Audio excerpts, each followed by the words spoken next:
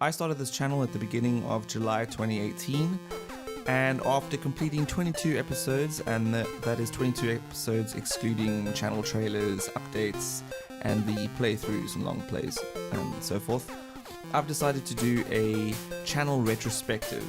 And the reason why I'm doing this is because I have decided to break up the channel into seasons. Season 1 consisting of 22 episodes, and the last episode, of course, was the Legend of Zelda: Link to the Past. So over the course of 7 months, the channel has changed quite significantly in terms of content and equipment that I'm using. And just to give you a little bit of insight as to what I mean, this is the microphone that I had started out using from episode 1, and I used it all the way up until the Spider-Man episode, I believe, if I'm not mistaken. And I dubbed this thing the Frankenstein's Monster. I mean, it's just a fucking hodgepodge of parts put together and to try and get the most out of that old Logitech microphone, to the point where I even built a pop filter for it, which worked really, really well, I must say. So it did serve its purpose. And if I recall, I believe I started using that pop filter from episode 5, the Comic Zone episode, and there was a significant difference in how it sounded. But of course, that can only take one so far. And eventually, I had a very generous donation from 8-Bit Zoe, who provided me with new equipment, which is the Focusrite Scarlett 2i4 audio interface and the AKG P220 condenser microphone. Both great pieces of equipment, work really well, made a significant difference to my recordings as well. So in terms of my motivations behind starting the channel, the games that I look at are games that I grew up with. They were a significant part of my childhood and formative years, and I've always just liked video games. I also don't like the use of terms like scene, retro gaming scene. That term has a connotation that associates itself with a fad. And I know a lot of these channels that are around do these retro game reviews and playthroughs and so forth. Because it's in now, it's popular, and I just don't like that, and I think that's fine. To me, this isn't a fad, and it's not something that I'll do just because it's popular right now, and then once it dies down, move on to something else. I mean, there are literally thousands of games, and there are thousands which I never had the opportunity to play, so this channel comes across to me as a long-term project, and as opposed to just a passing thing, And I'm also a huge advocate of emulation, as I think you guys know by now. So obviously these games are all emulated. I don't own any consoles anymore, apart from a Nintendo Wii.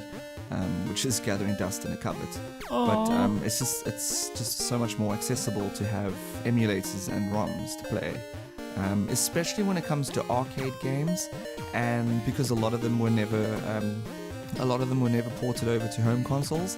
And of course there were consoles like the SNES, which I did own, only had for a brief amount of time with a handful of games. So I mean, now I have the entire library of SNES games. I actually have complete libraries of most games, so I have my pick. Anyway, so going back to the channel, after a lot of deliberation as to what I was going to do, what type of content I was going to put out, I obviously settled on these old games, and I started off with Hook. It's because it was an arcade game that I had played years and years ago, so let's start off with something familiar. And then after that, I moved over to True Lies, which was another movie game. And thereafter, I would slowly go through the games that I had growing up, like Shadow of the Ninja, which, okay, technically I didn't own, it belonged to a friend, but we did play it at great length. Castlevania was another one that I did. It was a game that I didn't own, though, as far as I can recall. And then Comic Zone, which is a game I did own and absolutely loved. I cannot tell you how many times I played that game through. I just could not get enough of it, especially since I was a huge comic book fan. So being able to play this comic book brought to life basically was mind-blowing to me. And it's a short game, but it's one that I had played repeatedly, non-stop. Episode 6 was Wolfchild. That was a game that I saw in the Twitter feed. Popped up there and I thought it looked pretty cool, so I checked that out on the SNES. And I think it's still, Episode 6 is still one of my favorite episodes, and I really don't know why. It was a fun game, and it was a fun episode to do. And I think it's also one of the episodes I've rewatched the most, because obviously I do rewatch. I go through all my videos just to see how it evolved from episode 1 to the latest episode, mistakes I may have made, things I could change, make better. So yeah, Wolfchild is one that I go through quite often. Vector Man was another game that I owned. That was episode 7. Okay, technically my sister owned it, I didn't. But it was an awesome game, and we used to play that quite a lot. And then obviously Street Fighter Alpha 2 was a game that I had played, but I had never owned it, at least not on SNES. And it was very interesting to me that this game was actually ported to the SNES, given the engine of the Alpha series. So I thought it was very impressive that they managed to put it onto a SNES cart, but obviously in terms of its competitors, the game is sorely lacking. That was episode 8.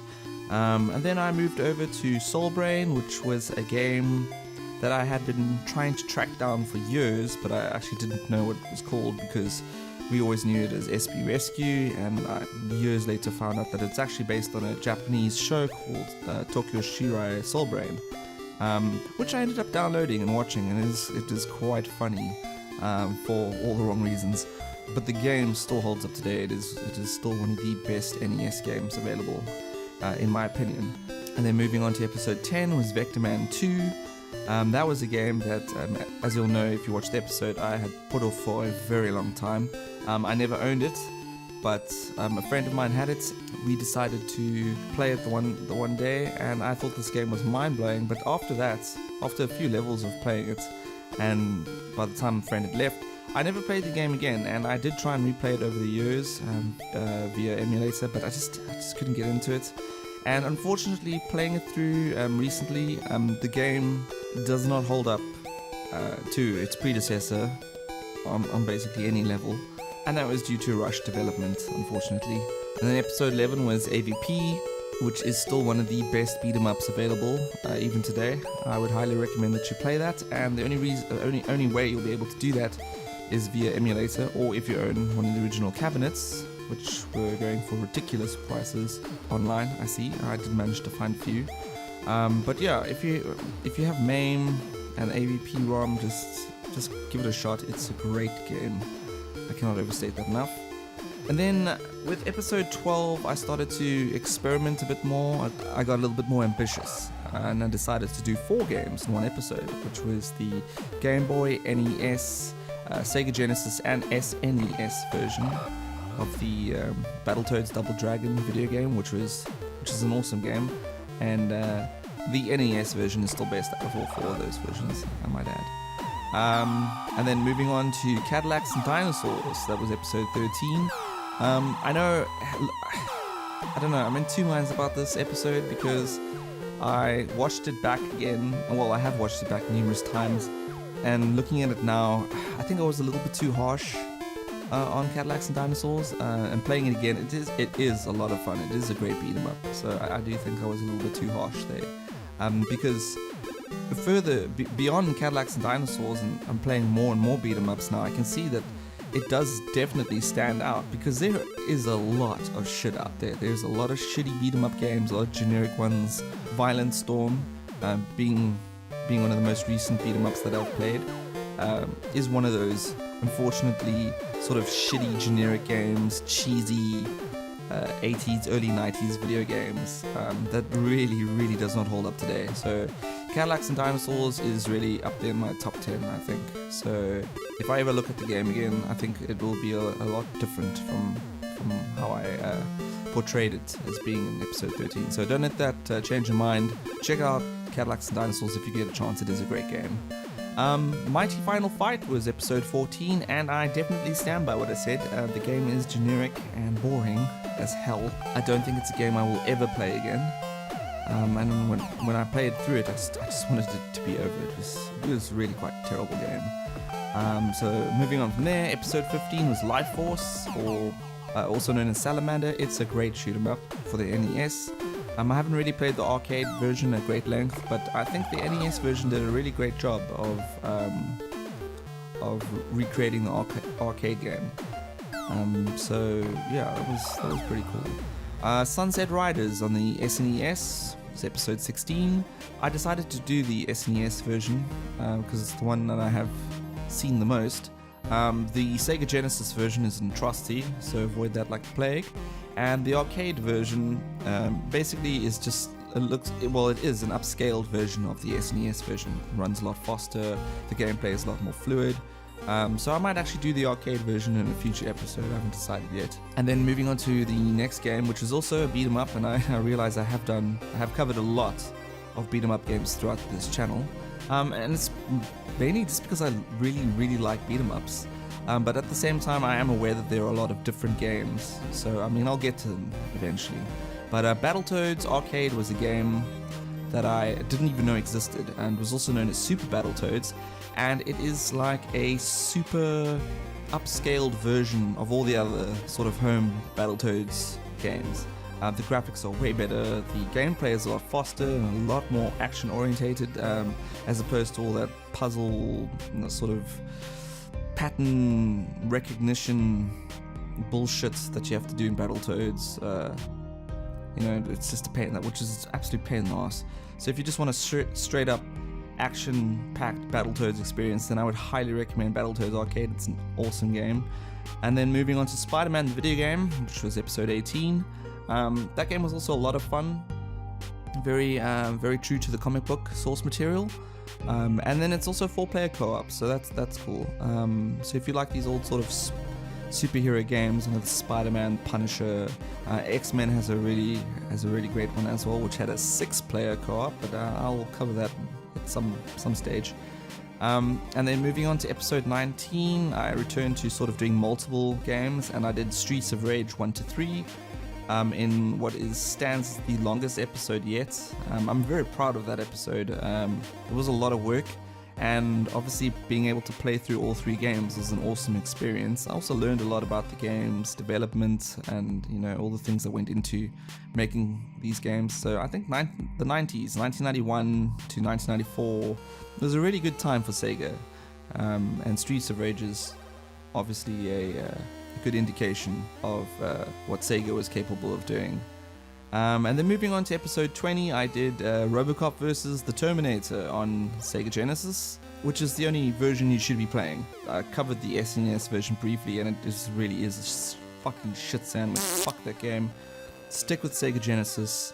It gets pretty much everything right with Robocop vs. the Terminator. And then obviously, because I had done a lot of beat 'em ups already and a few platformers and whatnot, I decided to go with action-adventure games, and the first one I decided to do was the story of Thor, or Beyond Oasis, as it's more widely known in North America. I know I was also pretty harsh in that game as well, because I can't just base the game's quality on its graphics, because its graphics were insane. Like, Beyond Oasis has amazing graphics.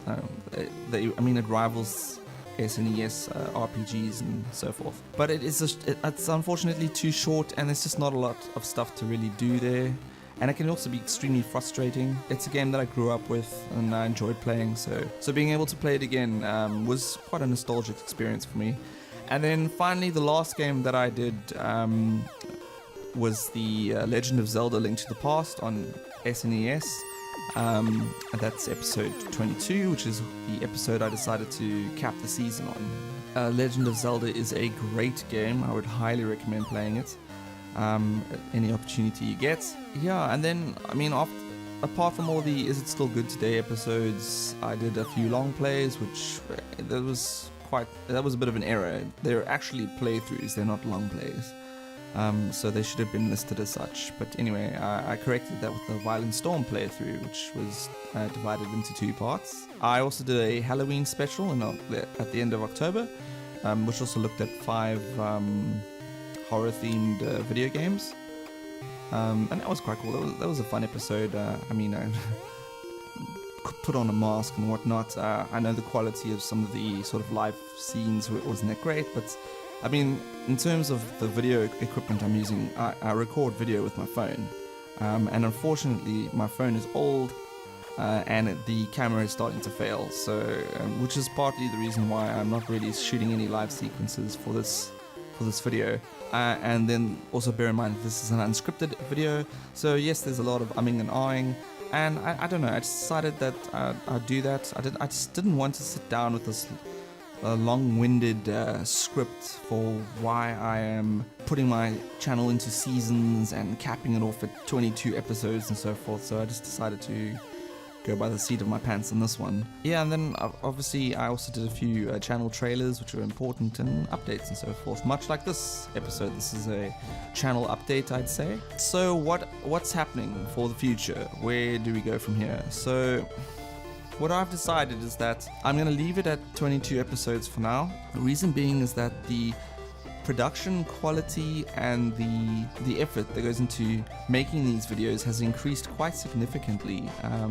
The time and effort that goes into them. Producing an episode now is greater than the time I have, meaning that I now have to make compromises as to what I do, especially since I have this new video every Thursday formula, which is partly the reason why I started doing playthroughs, because they act as a buffer in a way for my This Is Still Good Today episodes, you know, just for the sake of putting out videos every Thursday. But I think that'll change. I don't want to put videos out just for the sake of it. I mean, if you guys want playthroughs, I can upload playthroughs. So I mean, if that is something that interests you, then leave a comment in the comment section below.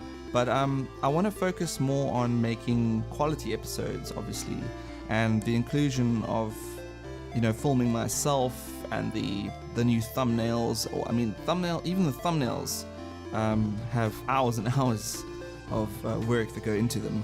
You know, taking the photos and editing them, and you know, all those sort of things, and which is a fun part of the process, and I would like to keep that up. So what I would actually like to do is focus on making more quality episodes, perhaps longer episodes, and I don't want to rush with them. So I've decided that I won't. So I won't rush them, and I would actually like to just sit down and create a whole bunch of content, so a whole lot of scripting and formulate ideas and create these episodes and make a whole bunch of them, like maybe 5 to 10 episodes that I have there, and release them on a schedule, obviously. Yeah, I think that's something I'd rather do. I can take my time with them. I don't have to rush it, which means I don't have to compromise the integrity and the quality of the show. And obviously, and I said this from the beginning, and people that know me know this as well, that I will continue to do this. I'll continue to put out videos and work on the channel for as long as it stays interesting and fun. So the moment I feel that it becomes draining, or it's no longer fun, or that I feel obligated to put out videos every Thursday for the sake of it, is probably the time where I'm gonna have to either stop the channel because I've lost the plot completely, or put it on a go slow and sort of reevaluate what I want to do with the channel and why I'm doing it. I mean, I don't want to just play games for the sake of having footage for episodes, you know. So if I'm not enjoying playing the games, and if it starts to feel like a chore, I will stop, and I don't want to do that. So I've decided that I'm going to break my show into seasons. I'm going to take more time to do the episodes, which obviously means less uploads, at least for now. Yeah, and I've got a lot of ideas, so I'm going to spend some time working on those ideas. So thank you for listening to my very long rant about, I don't really know if it's a rant, but thank you for listening to my channel retrospective as to where it's going. There will be a lot of cool things in the works, I think. Cool things coming. And so yeah, enjoy the episodes that I have uploaded. Please like, comment, and subscribe. Your subscriptions motivate me to keep going as well, in part. I do love doing this show, and I've had a lot of fun doing it in 7 months since starting it. And yeah, we'll see what 2019 and beyond holds. So cheers, guys.